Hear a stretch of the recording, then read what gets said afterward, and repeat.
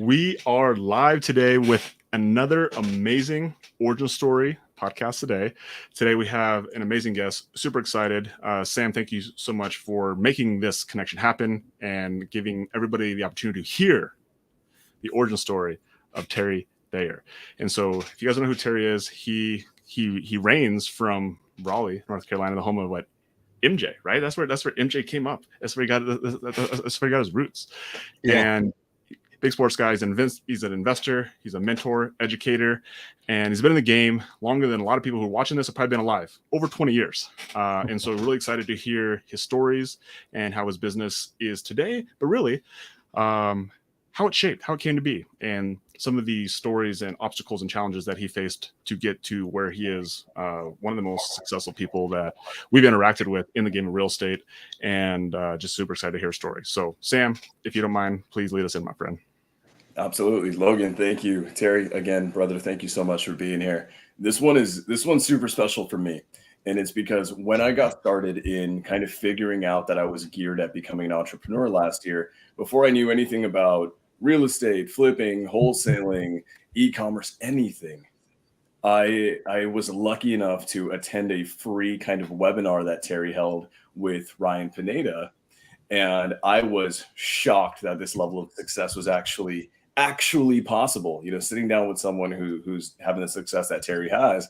And then not only that, the amount of time that he spent pouring into us. You were at an event in a hotel room. You'd probably just gotten done doing some amazing networking and speaking. And you were like, no, I'm going to keep going till midnight if I have to. This is amazing. And you were just pouring and pouring and pouring. And I'm not joking. What ended up happening there for me as a young entrepreneur was, one, not only realizing that I'm meant to be an entrepreneur, but you gave me a mindset shift on what's possible. And if you didn't do that then, Awesome. I don't know that I would be on the trajectory that I'm on now. So when Logan and I decided that we're going to do a podcast together, it was, you don't realize this because you and me, we've only been interacting for such a short time. I decided long ago that you were going to be on the podcast. And it was a decision was made. I was like, he doesn't know yet, but it's going to happen. It's already scheduled. He just has no idea. So right. Terry, so again, thank you for being here. What we like to do on the origin story is highlight one core principle that I believe in, and that is that it is very difficult for new entrepreneurs, new investors, people who are making this scary, scary journey. It is hard for them to relate to Lambos, Ferraris, mansions, yachts, all that kind of good stuff. It's inspirational, it motivates them, but it doesn't necessarily drive them to meaningful action to change their lives. And what we feel does is when someone comes on and they share all the struggle, right? The relatable struggles to becoming an entrepreneur who changed their lives. So we want to hear your origin story, man. It's a blessing for us to be here with you. Lead us in.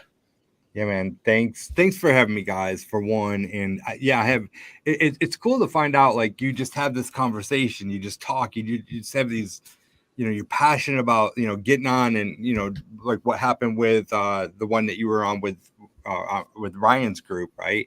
And then find out later that actually had an impact just on words, right? Or story or whatever.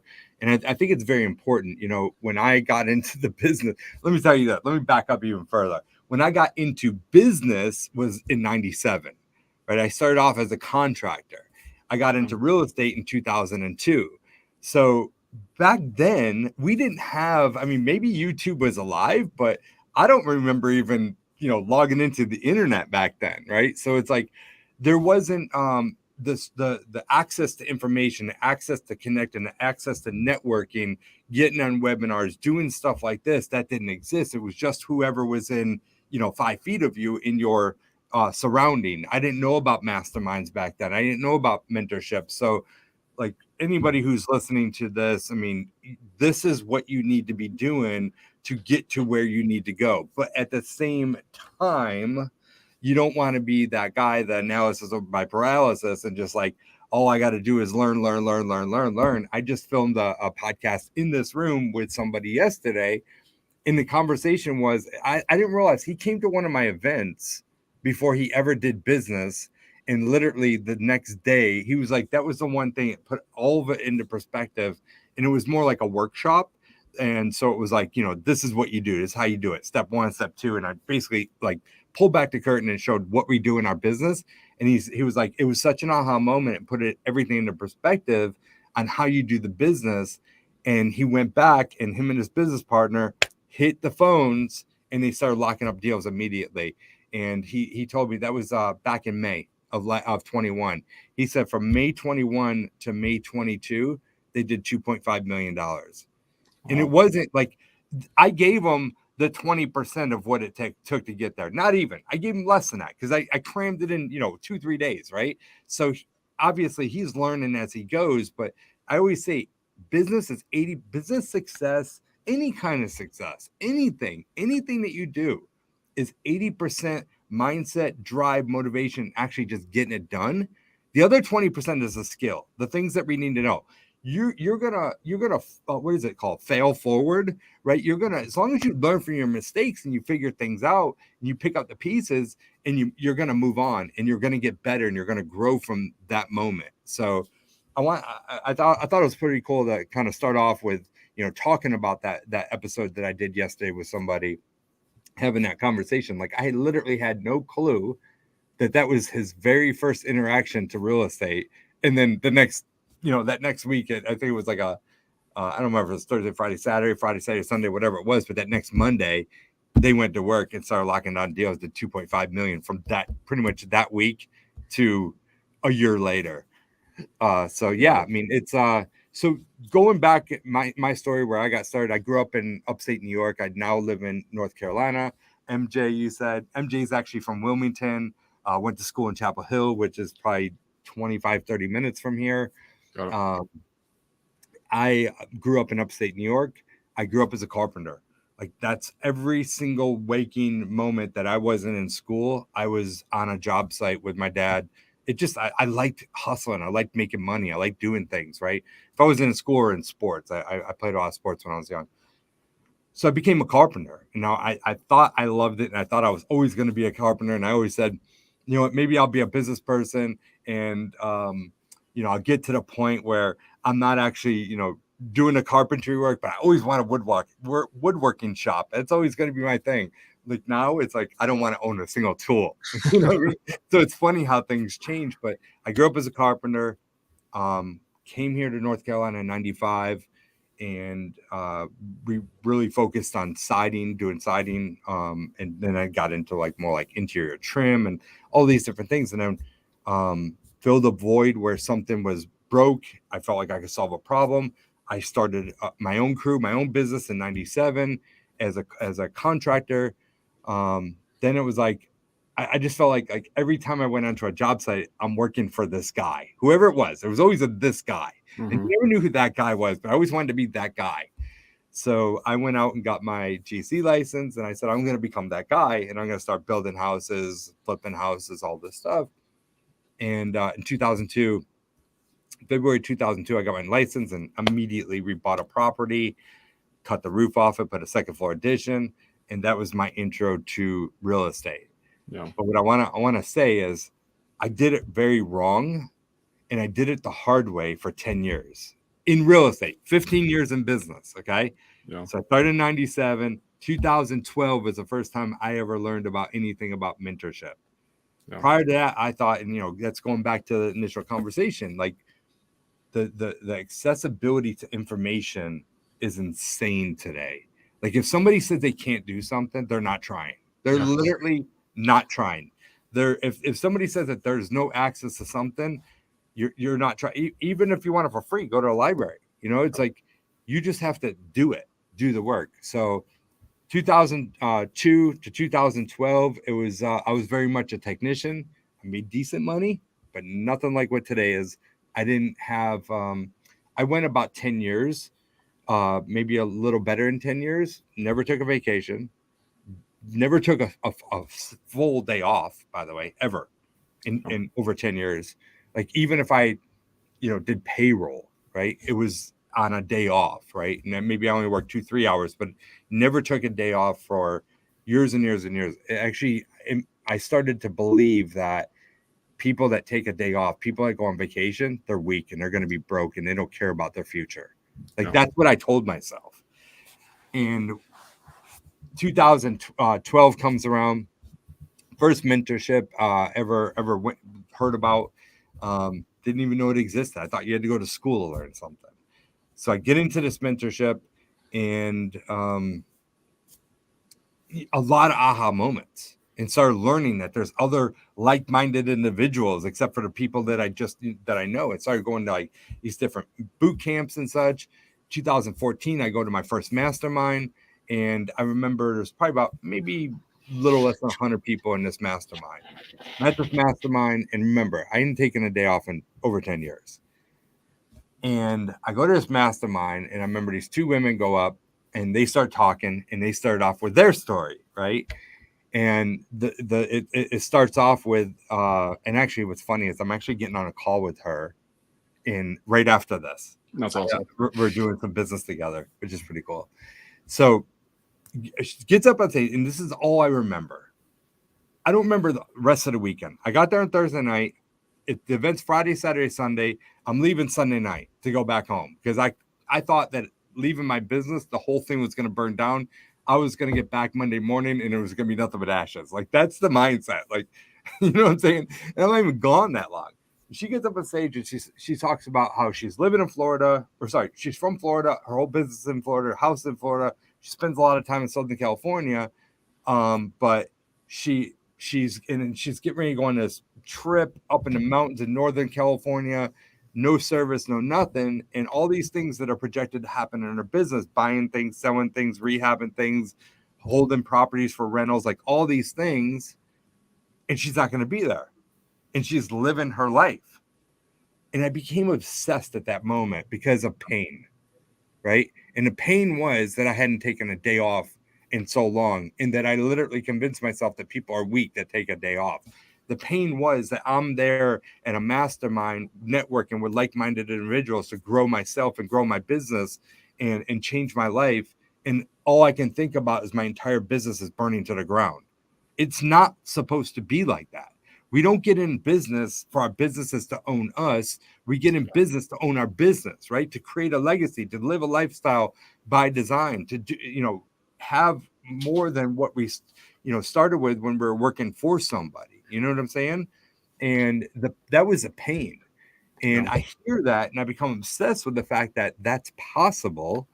And I didn't know what I was going to do, but I knew where I was going to start. And I had 16 carpenters that worked for me. I had trucks, trailers, vans, equipment, tools. I mean, this warehouse. I mean, and I was like, I felt like I was just this big, giant project manager that ran around job sites all day long. And that's what my business was. But I wasn't growing my business. I was stagnant. And I felt like I just had to get the next job or the next deal to keep them busy versus growing a business, right? And I knew that was my first hang up, that it was the people, and it wasn't their fault. It's my fault. But I knew to correct it, to change it, to get that forward motion, I had to fix that. So I went back Monday morning, meet them at the back door of the warehouse, and let go of 16 people. And I said, I have to do this. And I spent probably the next 9 months grinding out, working probably even more hours, and figuring things out and redesigning things with systems and starting to actually build a business for the first time of my life. I've been in business for many years, but I was actually building a business for the first time in my life in 2014. 2014 to today, just massive bounds and leaps. And it was one of those things where I started putting things together. And then I think it was 2016 before I actually put it to the first test. The first test was, let me leave my business for a month and let's see what happens. Let's see what breaks. I didn't think that. I was just like, you know what? I deserve it. Like, we've got things going. I don't need to be here. Let's leave. And I leave for a whole month. Let me tell you something. There was more things broke than I ever thought was going to be broken. For the first time, I learned that, you know what, when you step away from your business, you're going to find out what's broke, because you realize how much of a control freak you are. You realize how much your hand is on everything. You understand what I'm saying? And, you know, I have this saying nowadays that it's when I'm here in my office working, I'm on the chessboard, right? When I look around, I see pawns, knights, you know, kings, queen, all these different things, right? But when I get away and I get outside my business, and I lived in Cabo San Lucas, Mexico for 6 months. We went for the last month of the year last year for a whole month. When I do that, I feel like I'm standing up, looking down at the chessboard at what my next move is. I can strategize. I can think clearly. I know what's going on. I don't have all this cloudness. And I'm allowing the system to work to see what's broke. So I know not what needs to be fixed, but who needs to fix it. You know what I'm saying? So, yeah, I mean, that's been the journey. And there's been a lot of ups and downs and pains and literally times where I'm like, okay, I don't know how I'm going to make payroll. I'm going broke. We're shutting down the business. Like, I'm not going to make it. And guess what? Somehow, some way, every time we figure it out, because we don't lay down, we don't die. We get up and we do it again, but we just try to get better and better every single day. And what's today look like? This is, you know, one of our 5 active businesses that we have. We have a new construction company. That's a company that was formed in 2002. We still build. Today what we do is we build about $30 million and up homes every single year. We have another company. It's our market acquisitions company. So that company is this company, Thayer Homes. Our market acquisitions company is OfferHut. That's a company where we do all our marketing to acquire off-market properties, and we mostly wholesale those properties. Sometimes if I like them, we might pick them off and keep it as a rental property. We have all kinds of different strategies with creative financing, joint ventures with properties, and that's just a well-oiled machine that just continues to drive in leads so that we can acquire deals and figure out what an exit strategy is for it. Tab is our education and events company. We have a mentorship program with this brand here, and we also have an event coming up. We do have different events. We have an event coming up in Jamaica. We have a couple hundred real estate investors from all over the country down in Jamaica for an entire week. Ryan, speaking of Ryan was there last year. He was speaking at the event last year. Pace was supposed to go, and basically the network told them, they gave him a verbal months before. The network told them, because it was a week before the last week of filming, they basically told him that if he leaves, then they're shutting down the show. So he's over there fighting, but going back and forth, sending me screenshots of things that were going on. But yeah, we've got an amazing lineup of speakers again this year. Sponsors, networking, vacationing, just an amazing time and experience that happens every year at this event, the Tab Retreat. And then my last company, I've got a rental company where we do Airbnbs and such. We have long-term and short-term rentals. And then our last company is Intellimate, which is our e-commerce company, where right now we've been focused on drop shipping, but we're now starting to look for warehouse space, and we're going to start bringing in products, and we're doing several other different things with the e-commerce space. So I want to backtrack just a little bit, right? Because one, it's you've got so many successful businesses, right? And we're going to spend quite a bit of time talking about, you know, the Tab Retreat specifically, because I love studying events, networking events, and there's just something so different about Tab.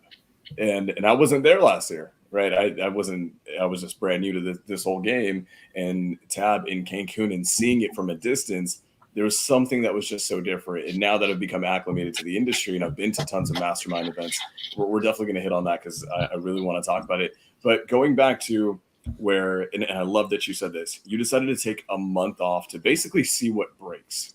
And in this time period where you're basically transitioning from this, something that we talk about a lot in this space, is the transition from being an operator to a real deal owner. So, and you said you stepped away for a little bit of time. Basically, a lot of stuff broke. And I do this. I know Logan. Logan and I, we go to a lot of mastermind events, and usually those are 2-3 day things, right? Not a month. A month is that scares the heck out of me right now. If I do that, I know I'm done. I'm resetting all the way to day zero. But what ends up happening is we always, at least for me, I always end up realizing that when I come back, the number one thing I always realize is that my hands are involved in way too much, and it's actually hurting the long-term goal rather than helping it. And so please tell me about, well, I want to dive into this a little bit. How does that first, that first test period of going from operator to owner, right? How did your experience and the lessons you learned there translate and help you start building businesses left and right? Because now you're just crushing every business idea that you have, from moment of conception to execution, you're on it. Yeah. So first and foremost, I would say that, just kind of starting off with going away and stuff, like it's in having hands and everything. At the end of the day, we are our own worst enemy. Okay. We are the hinge point of our business. We think that we're the creators, we're this, that, and the other thing. We are, right? We're the visionaries. We're the ones that, this is what we want to do. But when we get in the middle and try to operate every single piece of it, once it gets to a certain point, like you take your company to a certain point, then you need to start multiplying with people. And when it starts to get to that point, you put these systems together, it's like, it's our baby, right? We don't want to let go, and we don't trust anything. What we don't trust is we don't trust what we've created, because we haven't created anything, because it's only right here. When you put a system together, and it's just, look at McDonald's. I just said it in a meeting I just walked out of. Multi-billion-dollar company, right? Every location's a multi-million-dollar location, and it's run by what? Minimum wage employees. And it doesn't break, and they make the money. Nothing changes. They're open. They're producing income. People are getting paid. And it's just a well-oiled machine. And I can make, example after example after example like that. So you think about it. Are the owners inside McDonald's? No, not typically. Like, why can't we do that with our business? And the first thing that, the E-Myth by Michael Gerber, I don't know if you read that book, but that was like the first mindset shift of, why can't I do this? And starting to create that same system. So we need to get things out of our head. We need to put it on paper. We need to put it into a system. We need to have trainings behind it and make it so it's unbreakable. So then the journey, it's like this. It's like I said, like we had to really get away from it to see what was broke. I didn't realize that that's what was happening the first time when I left a month. The longest I've left is 6 months. In 2020, did a mastermind in Cabo, and we were there in July, in the beginning of July or June, end of June, something like that. And remember, all kinds of chaos. Cities are burning down, mass, COVID, like all this crap was going on. And mentally, it was just taxing on everybody. I go to Cabo and I'm like, nobody's wearing masks. Cities aren't being burnt down. Not hearing, like nobody even knows about anything. There's not all that chaos on the news. And I said to my wife, I was like, I don't want to go back. She's like, yeah, me either. She went back, got the kids and the dog, got the house secured and such. And I found us a house in Cabo, and we lived in Cabo for 6 months. And that was the one thing, like I realized that at that particular point in time, we can run our businesses from anywhere in the world. And it's just a matter of, like, we have kids, they got homesick, all that. Like, I can't fully do it because of that. They need to be around family and such. So it's that's the way I want to design it. I want to design any business, anything I open. If I have to be there in the middle of it every single day, and I can't run something remotely, I don't want to have anything to do with it. So then just kind of the transition, you create these systems, and once you do it with one business, and you it's a blueprint. It doesn't matter what business you open. It's just different products. You're just selling something different. So you just figure out how to sell that product, research that part of it. It's just the marketing has a little bit different twist to it, but the rest of the business is a blueprint once you figure it out. There's so many things that I've been like patiently waiting with you. You've said so many things. I'm just like, wow, like so many good nuggets. And I'm going to start with your reference to the E-Myth, right? Which is a great book, and especially for people who are probably watching this, maybe they're new entrepreneurs, or maybe they're the budding entrepreneurs and they want to jump from W-2 into entrepreneurship. And a lot of people think and that entrepreneurship is basically like you being a carpenter, right? It's like you doing the work. And in the beginning, that is part of the business. That's a phase of the business. But the thing I want to highlight is that you said you started business you started real estate in 2002, right? You started your contractor business in 1997, but you truly didn't get yourself to a place where you were like breaking your business by not showing up for a month until 2016. Yeah. Right. And so like for overnight success. Yeah. And so to put it for perspective, like people want to like automate their business before they even start a business. And there's always seasons, and there's a season of you being in your business and working your damn ass off, right? And that's something that you've talked about. I've listened to other stories, and you highlighted it a little bit here, that there was a period in your life where you worked 120 hours a week, right? Now, is that something that you would recommend today? Of course not, right? But it was a season. It was a season that you had to go through to get where you are to now, where now you appreciate that you actually make more money by working less. Yes. Right? That's in the podcast that we're launching here soon. Work less, make more. Yeah, it's amazing. But there are also seasons to that. And I think that's the most important thing to understand, is that that there are seasons to the journey. And the reason that you're on here is because you have an amazing story. Like, you've been in the game for a long time. Like most people, like they've been in the business for a few years and they have like this much experience, but you've been in business for 25 years, right? Plus, and the real estate game for 20 years. And so I think there's so much value in that, in your perspective, to share with people, because they want to be rich today. Terry, they want to be like Terry today. They want to have 80,000 Instagram followers like you. They want to have 5 businesses that run by themselves. They want to have beautiful wife, kids, all the things, but there's a season, right? Yeah. So what is the advice? Because you are an educator, right? You are a mentor now to young entrepreneurs. Like, what is your advice that you give them when they're first getting started, when they're first getting into the game? So first and foremost, obviously you have to learn the basics, right? Mm-hmm. To get started. Get to that. You can do that on YouTube. Like, information's everywhere. Yeah. Figure out the couple little things, right? If somebody's on here and they want to get into real estate, for example, and they don't know, they just heard that like you can do all this stuff, you can buy properties, but they don't know. All they know is that there's realtors and such. It's funny, like people's mindset. I was at a mastermind a couple of weeks ago, and that person said, I thought that in order to be a realtor, you had to be a real estate agent. I thought in order to be in real estate, you had to be a licensed general contractor. Like, that's just what I thought, you know. So learn more, a little bit of the basics on the business, like how to buy off-market properties. Like, Google it, YouTube it. You're going to find so many different podcasts and so many different videos on that.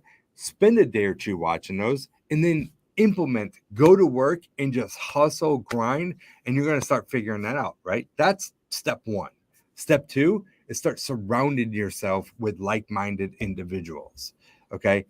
At first, go to local RIAs, go to local meetups, get on different webinars, connect with people, watch people's Facebook lives or Instagram lives, whatever it is, and just start, connecting with these people. Get on, even Clubhouse is still a thing somehow.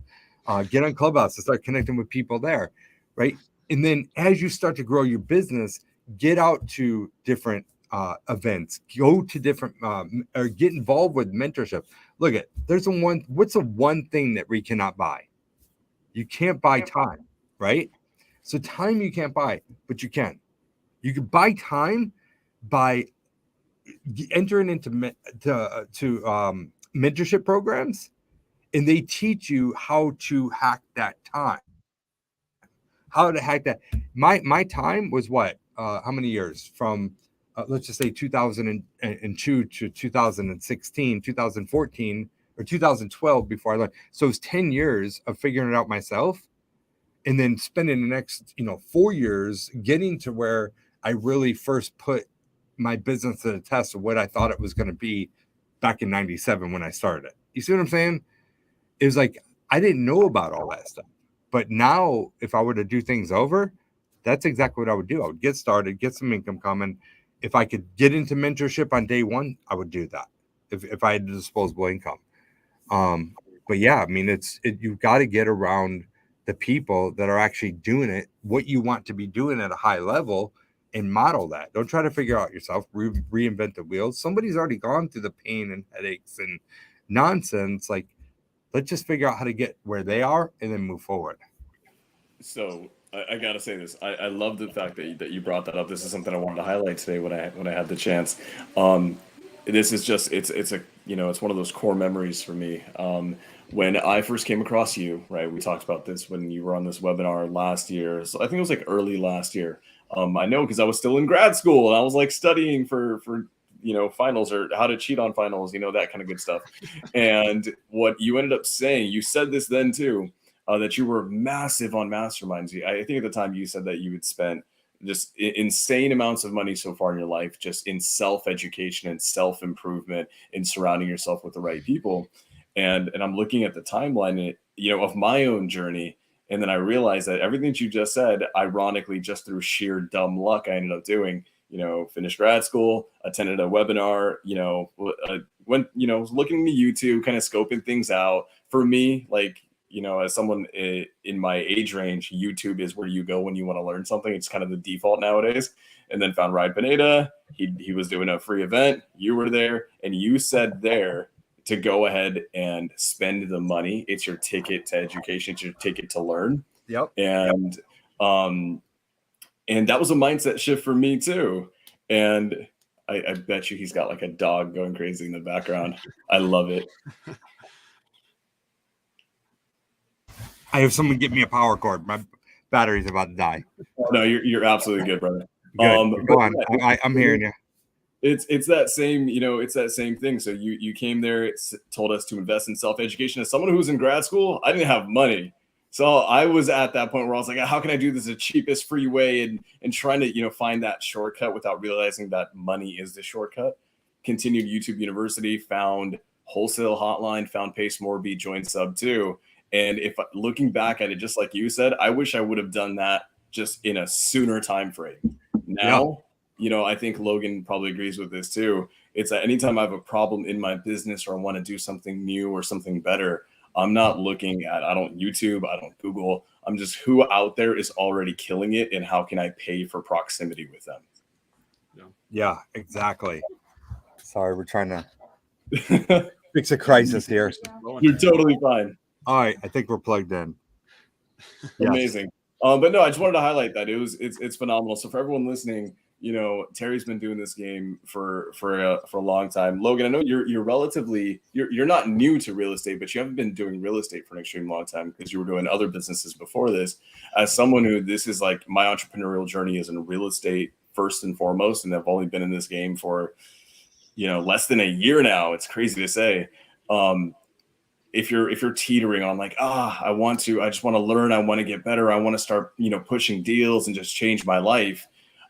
I'm telling you right now, first and foremost, find the right mentors, right? There's a lot, unfortunately, with the information age, there's a lot of people who are pretending to do the game. Find the ones who are actually doing it and do whatever you can, even if that's paying money, to gain proximity to that circle. The sooner you do that, the sooner your life changes. It's true. So true. And you know what? I actually just wanted to, this is in a recent conversation that somebody said to me. They asked me, why don't I ever see you on rehabs and flips and such? Because they were like, why should, no, they were asking me why they should hire me as a mentor because they never see me on flips. And I'm like, that's the exact reason. Yeah. Do you want to be on flips or do you want to be able to be in Cabo for 6 months running your business? It's like, you just made a point, like, make sure that you're hiring the right person. I think if people are on job sites all day long, like they're probably not the ones that you want to model, right? That's all for TV and such. You want the guy who's got someone who's plugging in his computer for him. Like that's the kind of person that you want. Yeah, power outage. We've got people coming in. If there's a team, there's a whole apparatus here. I mean, like if anything happened to me, you guys will just see me scrambling right here because it's a one-man show, unfortunately. But okay, I want to lead into this, right? So you've you've built businesses, you're just figuring out you figured out how to become an owner. At what point do you decide, and I'm always interested to hear this answer from people, at what point do you decide you want to become an educator and you want to start pouring into other people? Yeah, I don't know that it was well, I'll say this. My first mentorship program that I got involved with, they asked my wife and I to, I don't remember what it was, like talk about a deal that we did, like a case study. Something along those lines on their platform, right? So like I got on for Ryan's, like something like that. And they loved the way we talked about it and the story and all that stuff, and then they didn't realize the experience that we had and how far back it went. And like, I don't know, a week or two later, they approached us and said, hey, would you like to be coaches for our students? And I'm like, no. I don't have time for that. I'm like, not no, but hell no. I'm like, I barely have time for my own business. Like I barely have time to take a shower and eat and all that stuff. I'm like, you want me to add more to my plate? Like, hell no. I wasn't systematized at that point. That was like 2012, 13 that happened. Or like 2013, I think that conversation started, end of 13, before I went to that mastermind, put it that way. And my wife was just like, come on, we should do it. We should do it. Give back, tell people about, the hard times and things that we went through. And I'm like, there's no way. So finally she convinced me. So we get on the first coaching call and I'm just like, bah, bah, bah, bah, bah, bah. Loved it. Right. It was passionate about the whole thing. And it got to the point where we actually had to separate and be our own coaches and not coach together because I did all the talking. Like, it was just passionate about it. So it was one of those things I didn't know that I wanted to be involved until I actually did it. Okay. So then that ends. People were reaching out to me, asking me if I would mentor them, help them with their business, their journey. And I said, no, I don't do that anymore, whatever. And it's like, I labeled myself. And then one day I was like, yeah, sure. And so we figured out something and it just kind of snowballed from there. And I've been doing it ever since. And that was about the 2015, 16 mark. Cause I only coached for that company for like a year and a half or something. And started mentoring people. And now it's turned into a full larger group mentorship program. And it's a lot of fun. I get a lot of enjoyment out of it. A lot of it's a passion of mine. It's awesome. And so when people are coming to you, like, are they coming to you for specific wholesaling, fix and flipping, holding property? Are they coming to you outside of real estate? I know you have other businesses like e-com, but like, yeah. So no, it's all real estate. So okay. My avatar is somebody who is. I'm not going to teach people how to evaluate a deal. Like, not newbie. That's just not my thing. I teach someone, even if they did one deal, right? They understand the process. They know how to do things. Maybe it took them 3 months to get that one deal, 4 months, right? And what I do is I take people like that and then I teach them how to, well, first of all, I'm like, okay, if it took you 3 months to get that one deal, how do we get 3 months or 3 deals in 1 month, right?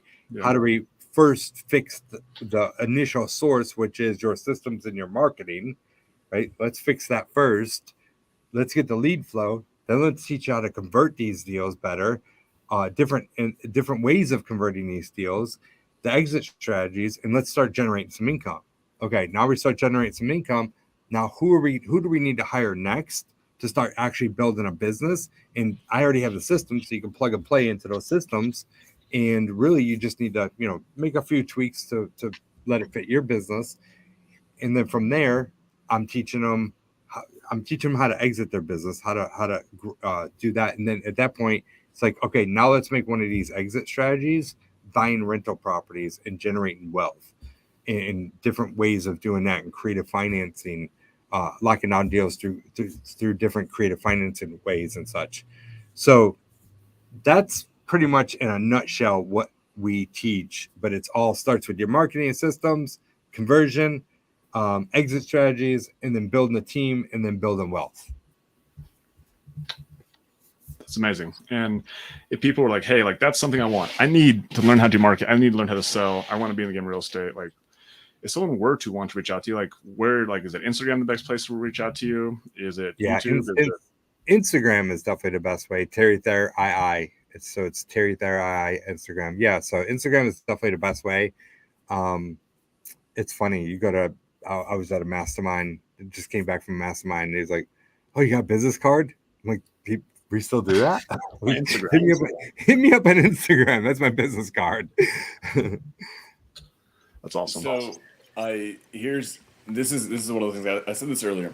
I love going to mastermind events, networking events, not just because you get to meet people, right? I try to fast track my success by meeting the right people at these events, but I'm also, because I love these events, and I get inspired by the speakers on stage, and I want to be on stage inspiring others one day.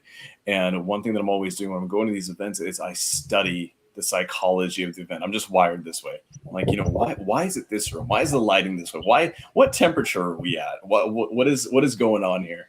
And your event, and I really want to talk about this, your event is probably the most unique kind of real estate entrepreneurship event that I've ever seen. And for anyone who doesn't know, it's TAB, which is the sign right behind Terry, which stands for, by the way, I think this is the best acronym I've ever seen. When I first saw TAB, I was like, what is TAB? Like, what is TAB? And then I saw it stands for the absolute best. You've got TAB retreat coming up. The absolute best retreat. Why are these events? Last year in Cancun, yep. This year it's in Jamaica. I'm not complaining about it. I'm super stoked about it. But why is it always in like a tropical paradise? So it was born because my wife and I, kids, were at a resort I believe that one was in Cancun in Mexico. We're at this beautiful resort, and I remember like sitting on the edge of the pool. She's in the cabana, and I'm like, wouldn't it be pretty badass if we can get a bunch of real estate investors, a bunch of like-minded individuals to a place like this, just to hang out for a whole week and just, vacation, network, just talk, maybe we do some businesses together. I don't know, but wouldn't it be pretty cool to do something like that? So we started talking about it. Seemed like a good idea.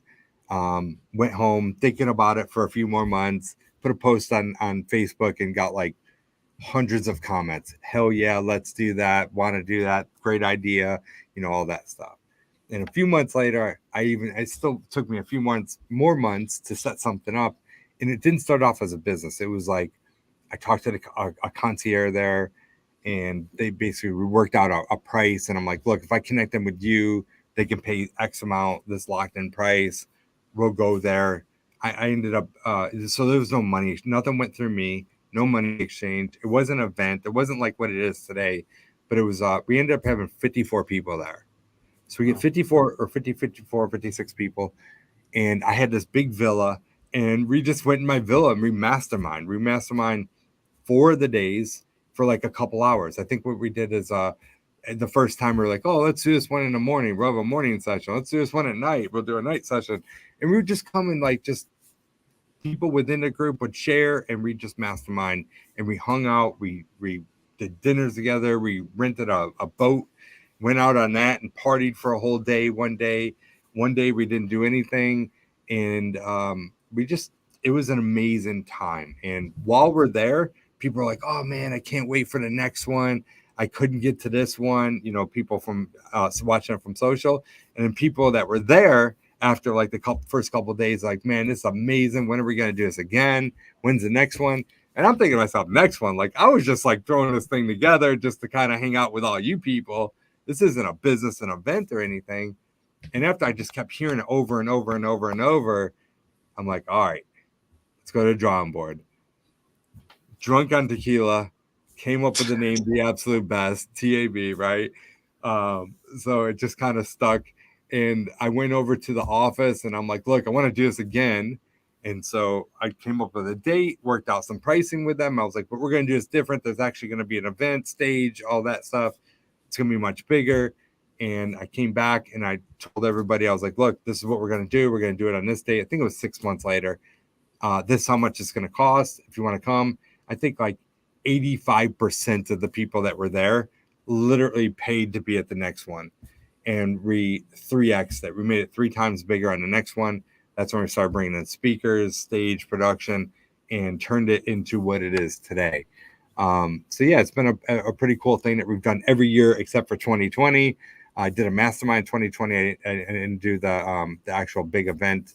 People were nervous about traveling and such, and it was just a little more difficult during that year. But ever since this is the sixth one that we've done.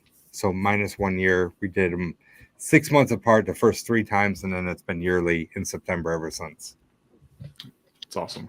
And so this year it's on September 24th through October 1st, and there's some big names coming, right? So Terry, who's coming to this one? Who's speaking at it? Yeah. Aside from the cool people going to be there, like that's cool people, but who's speaking at it? So I'm so bad with pronouncing last names, but we got DJ Dale. I can't even say the last names. We got DJ, we've got TJ Jajani, we've got Marshall Silver, we've got one of my business coaches, Gary Harper, and then we have Patrick Precourt. I'm trying to remember everybody off the top of my head without looking at the list. And then we have people like Tino Hernandez. We have talking about sales. We have some of my sponsors are going to also be speaking that have different offers, things, all stuff that we use. Stephanie with Salesforce, Jordan with smartphone, coming in from Poland, right? We've got Edwin Kelly with Specialized Trust Company. He's been to every single event, including that first one in my villa. So yeah, we've got a bunch of cool people that are coming, and people that have been in this business for a while, people that have gone through, a lot of them have gone through the 2008 crash. They know how to prepare for what's coming. So we're going to be really focusing and honing on how to prepare yourselves. As a matter of fact, I'm doing a webinar at 3:00 Eastern. So hour and 15 minutes? Yeah, hour and 15 minutes. 3:00 Eastern time, and we're going to have some of the speakers that are going to be on there, like a panel, and we're going to be talking about what things that we're going to be talking at the event, how to prepare for this change, this downturn. You said you've been in the real estate industry for about a year. Most people that are in the real estate industry have only been in it while it's been high and it's been good. And I say things are going back to normal right now. Like, this is normal. What's been going on hasn't been normal. It's been just crazy. So people there's going to be a lot of people that fall off because they're not prepared and they don't know what to do. A lot of people's lives are going to be ruined because they're not prepared. They don't know what to do. And I'm encouraging people to get around people that do know what to do, and people that are ready, not only ready, been waiting for this, because this is opportunity when massive growth and massive wealth comes if you're prepared for it. Yeah. So if you guys are interested in that, again, go to Terry's Instagram. You can connect there. Also, here's the direct link as well. So you can go right there, and all of his stuff is in there, and then go to the retreat. But the date's on that, September 24th through August 1st. And October 1st. What did I say? October 1st? Yeah, you said August 1st. Oh, excuse me. October 1st. Yeah. We're back in time. I'm going to go backwards here. We'll go back to the future. And so you touched on a little bit, like a lot of that will be networking, being around really successful people who've been in the business for a long period of time, which right now is more important than ever. And like, even your perspective right there, like, it was really crazy. Now it's just going back to normal.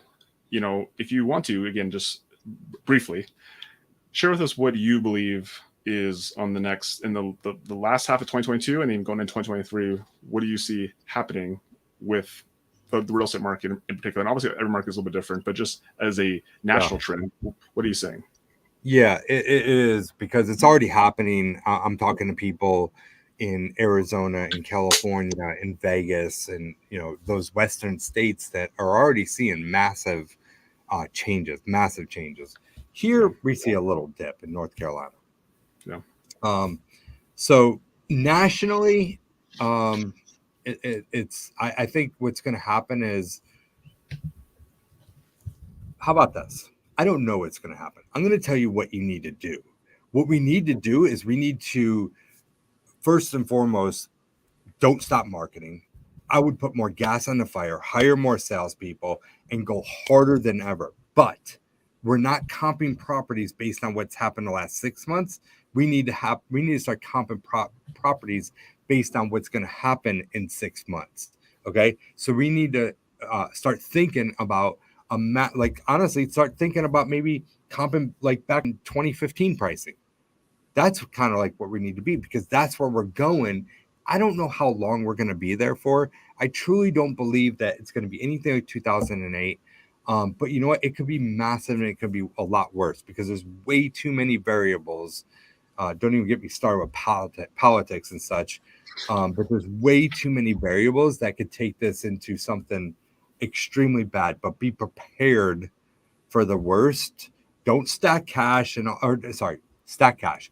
Don't hoard money and not grow your business. Like, this is the time to go. Right now, what's going to happen? There's people that have literally been riding this whole thing up, and they still think that there's more time to go up. People haven't like figured this whole thing out. We need to explain to them that things are massively going down, and let's catch the sale now before you wait till the bottom. And it's almost like, look at crypto. Bitcoin went up to what, $65,000. People thought it was going to keep going. Oh, it dipped. Oh, it's going to come back up. What happened? It kept going. What's it at now? I think it's under 20 now, right?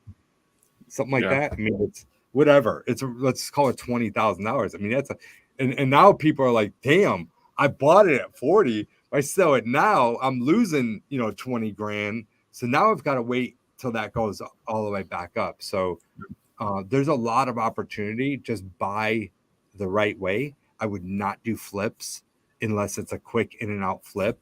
And I'm buying properties and rehabbing as many as I can to keep properties. I actually had several properties that I was flipping and I was going to sell them, and I don't want to sell them anymore. Now I'm keeping the properties.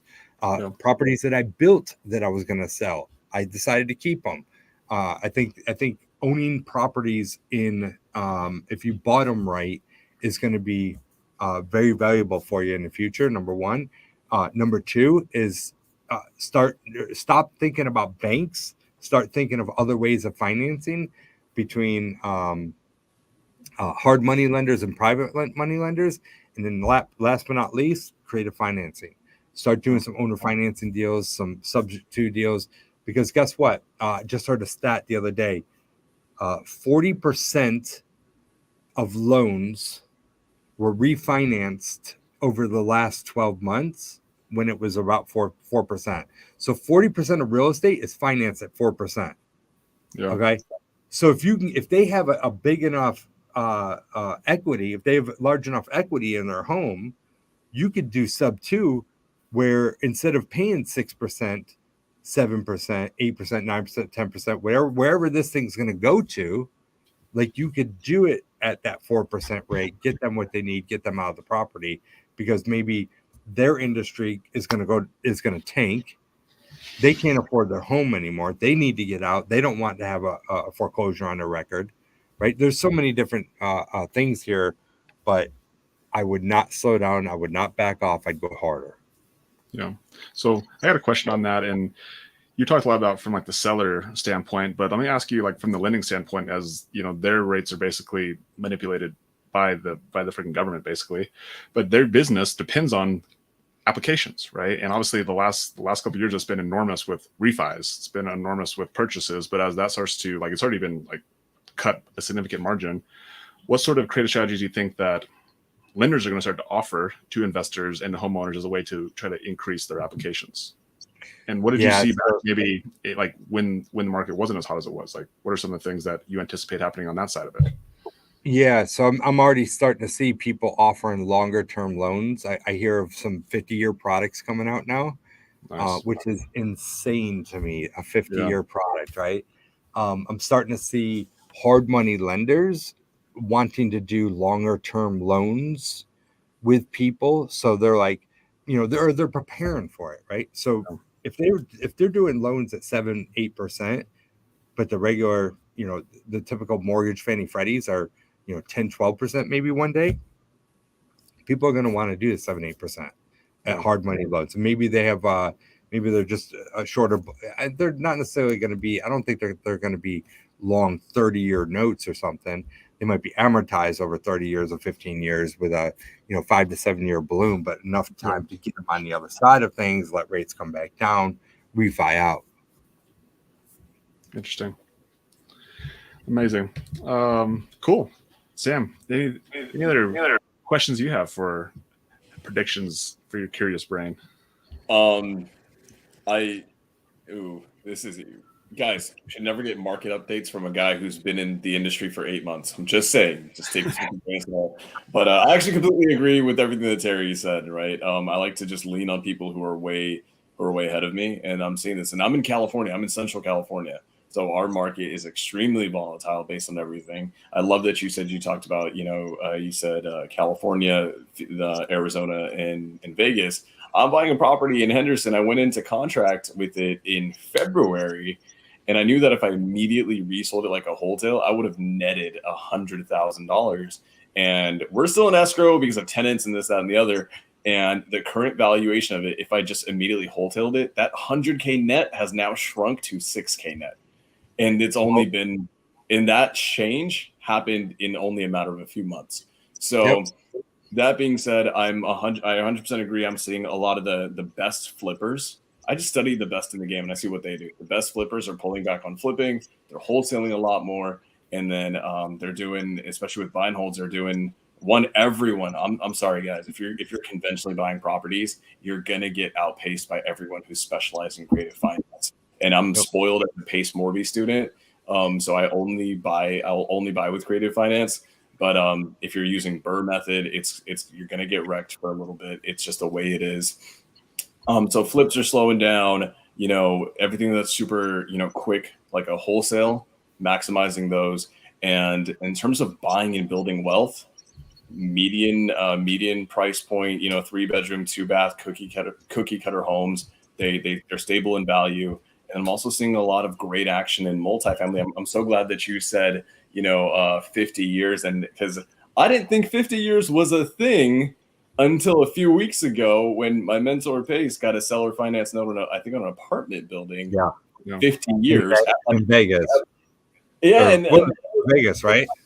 I have no idea where, but I mean, if it's in Vegas, now it's even better. But I think it was at like 0% for like 50 years.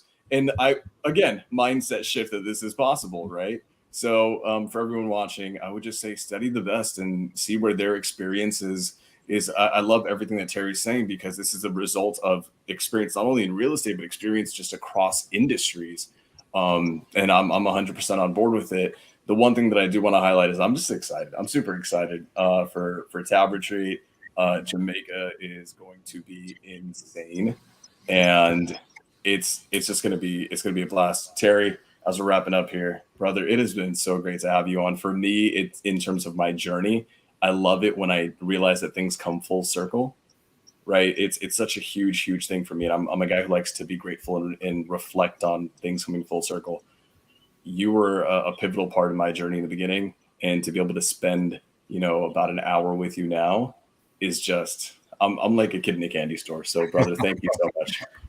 That's awesome. Thanks for having me, guys. And looking forward to hanging out in Jamaica. Dude, absolutely. Terry, do us a favor and just kind of stick around for a minute, and but let's wrap it. Logan, brother. Yeah. So if you guys want to connect with Terry, go to his Instagram and makes lots of amazing posts on there, great content, and then click on his link and there's lots of things in there. But if you want to specifically go to the Tab Retreat, that link is in there as well. His webinars in there, access to all of his other social media platforms is on there as well. So definitely connect with Terry. Again, somebody who is so important right now, especially as real estate investors who are young in the game, to have someone who has experience, someone who can give you that confidence. Like even there's like 2 or 3 really good nuggets that he just talked about inside this hour podcast. That's like, wow, like that's just the tip of the iceberg of what he knows and can help young entrepreneurs, and especially in real estate. And it doesn't even just be real estate, because again, he's like, business is business. I talked about earlier. It's a blueprint that can help you prepare for times that are already changing. Like things are already changing. They're changing really quickly, and how things crash today is much different than how they crash in 2008, 2007, because times just move faster. Like we have access to quicker things, like markets change quicker. So again, Terry, thank you so much really for giving us the one thing that you can't buy, like I said earlier, which is time. And Sam, thank you so much for making this connection, making this happen. Just appreciate both of you guys. So for the Origin Story podcast, Terry Thayer, thank you so much. We're out, guys. Bye. Take care, guys.